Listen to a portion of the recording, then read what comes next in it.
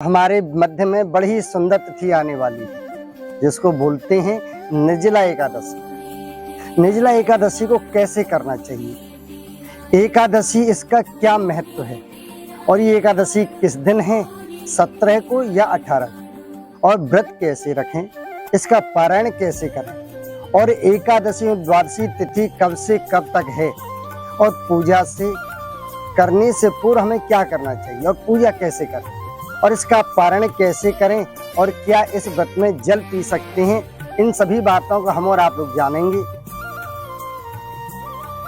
एकादशी है किस दिन, 17 तारीख या 18 तारीख। अक्सर लोगों को कंफ्यूजन हो जाता है, बोले हमें किस दिन व्रत रखना चाहिए। तो ये जो एकादशी है निर्जला एकादशी या भीमसेनी एकादशी, ये 18 जून मंगलवार को, और इसी दिन एकादशी का व्रत करना है, क्योंकि एकादशी का जो प्रारंभ काल है वो 17 जून को प्रातः काल 4:43 से शुभारंभ हो रहा है, जो 18 जून को सुबह 6:24 तक रहेगा, और इसके बाद में द्वादशी तिथि लग जाएगी। लेकिन कहा जाता है कि एकादशी और द्वादशी युक्त जो एकादशी होती है उसका बड़ा महत्व होता है, यानी सोनी पर सुहागा हो जाता है।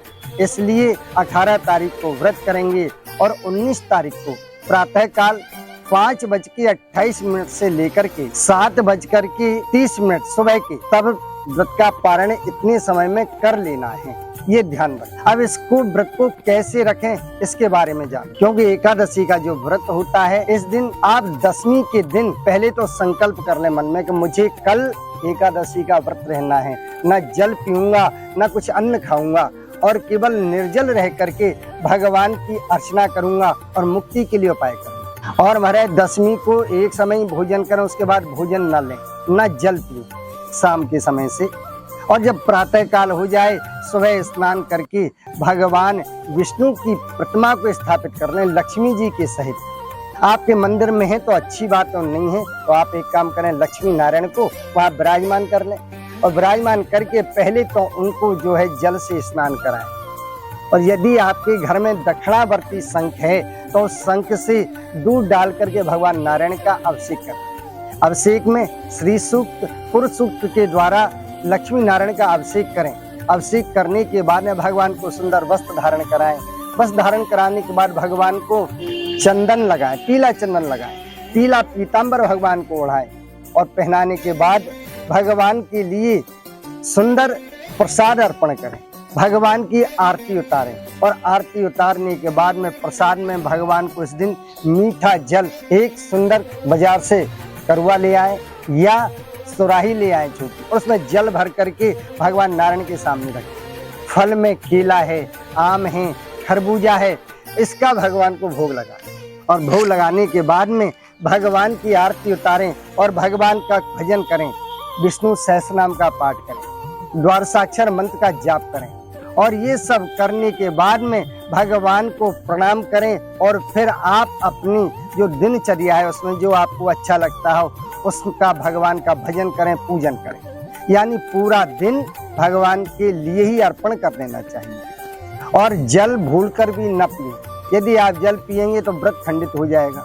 और करने के बाद में जब अगला दिन आएगा यानी 19 तारीख, उस दिन आप प्रातः काल जग करके भगवान को प्रणाम करें, स्नान ध्यान कर लें, और फिर भगवान के सामने जल लें, और जल में तुलसी दल डाल लें, और लेकर के उसको आप प्रसाद रूप में पालें, और आपकी एकादशी का पारण कर लें और भगवान को प्रणाम करें। ये विधि होती है। अब यदि किसी व्यक्ति को जल पीना है, वैसे तो जल पीना नहीं है एकादशी में, परंतु परिस्थिति होती है किसी व्यक्ति से नहीं रहा जाता है, वो बिना जल के नहीं रह सकता है, हमारे गला सूखा जा रहा है या वो बीमार होने की आशंका है, तो उस परिस्थिति में आपको क्या करना है, बोले एक पात्र ले लें, चांदी का हो या स्टील का हो, उसमें गंगा जल डालें और जल डाल दें। उसके बाद में आप जैसे जानवर होता है उस मुद्रा को ग्रहण कर लें, यानी घुटने के बल आप बैठ जाएं, पंजे के बल बैठ जाएं, दोनों हथेलियों को टेक लें जमीन से स्पर्श करके, और जीभ से उसमें से जल को थोड़ा बहुत आप ग्रहण कर लें। एक तो ये तरीका है। और दूसरा तरीका है कि आप गंगा जल लें और उसको ओम नमो भगवते वासुदेवाय कह करके 8 बार आचमन कर सकती हैं। 108 बार पहले जप करें, उसके बाद में उसको आचमनी से 4 या 5 चम्मच, जो आचमनी होती है छोटी वाली, उससे जल ले सकते। अगर ऐसा भी नहीं है तो एक नियम और है कि आप क्या करें, जल लें, जल लेकर के मुंह में भर लें और कुल्ला करने के बाद में उस जल को बाहर निकाल दें। ऐसा करने से ना तो आपकी एकादशी खंडित होगी और ना ही आपका व्रत भंग होगा और आपको संपूर्ण फल प्राप्त हो जाएगा। इसके बाद में बोले ये जो एकादशी होती है, व्यक्ति अगर एक एकादशी का व्रत करता है तो उसको संपूर्ण एकादशी का व्रत मिल जाता है। एक बार की बात है, व्यास जी महाराज के पास में भीम पहुंचे और भीम ने जाकर के कहा, बोले महाराज ये मेरे भाई वगैरह सारे लोग व्रत करते हैं और मुझसे कोई व्रत नहीं होता। क्यों? क्योंकि मेरे पेट में व्रत नाम की अग्नि है जो कि मुझे बार बार भूख के लिए प्रेरित करती है। जो भी खाता हूँ जल्दी से पच जाता है। अब आप मुझे कोई ऐसा उपाय बताओ कि जिससे कि मेरा व्रत भी हो जाए और मुझे उसका फल प्राप्त हो जाए और मैं स्वर्ग को चला जाऊं। तो व्यास जी महाराज ने उनको बड़ा ही सुंदर एक उपाय बताया। बोले देखो, एक वर्ष में 24 एकादशी होती है और एक महीने में 2 एकादशी, तो हर व्यक्ति को उन एकादशी का व्रत करना चाहिए और जो व्यक्ति व्रत नहीं करता है तो वह नरक में जाता है। भीम ने कहा, बोले महाराज आप 2 की बात करो, यहाँ तो एक ही बड़ी मुश्किल से रह पाऊंगा। तो बोले क्या करूं? तो उन्होंने कहा, बोले देखो ज्येष्ठ के महीने में शुक्ल पक्ष की जो एकादशी आती है उसको बोलते हैं निर्जला एकादशी। यदि तुम उसका व्रत करोगे तो तुम्हें 24 एकादशी व्रत करने का फल मिल जाएगा। भीम जी बड़े प्रसन्न हुए और उन्होंने पूरा वृत्तांत व्यास जी से सुना और उस व्रत को किया। इसलिए इस एकादशी का नाम भीमसेनी एकादशी है। इस दिन पुष्कर योग बन रहा है और ये बड़ी ही भाग्यशाली एकादशी है। इस एकादशी को यदि आप करोगे तो आपके जीवन के सारे कष्ट समाप्त हो जाएंगे। अंत समय जब व्यक्ति का आता है तो उस समय भगवान का स्वर्ग से विमान आता है। उस व्यक्ति के पास में यम के दूत भूल के नहीं आते, ना यमराज आता है। और इस दिन शाम के समय माँ तुलसी की पूजा जरूर करें, उनकी 4 परिक्रमा लगाएं और लगाने के बाद में माँ के सामने दीपक जला करके आरती करें और माँ से अपने जीवन की मंगल कामना के लिए प्रार्थना करें और माँ के सामने एक ही वर मांगे। बोले क्या?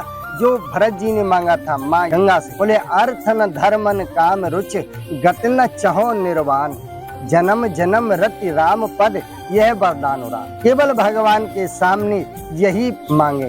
क्या बोले भगवान हमें आपके चरणों की भक्ति मिले।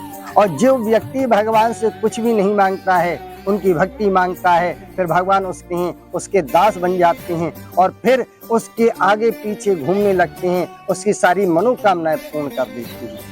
इसलिए 24 एकादशियों का फल यदि आप चाहते हैं तो केवल एक निर्जला एकादशी का व्रत कर लें, जिससे आपके जीवन के सारे कष्ट दूर हो जाएंगे, घर में सुख समृद्धि बढ़ेगी, भगवान की कृपा से आपको अंत समय में मोक्ष की प्राप्ति होगी। और इसी के साथ आपके जो पूर्वज हैं वह भी आप पर प्रसन्न होकर के अन्न धन आदि आपके लिए प्रदान करेंगे और उन्हें भी स्वर्ग की प्राप्ति हो जाएगी। जय श्री राधे, जय श्री।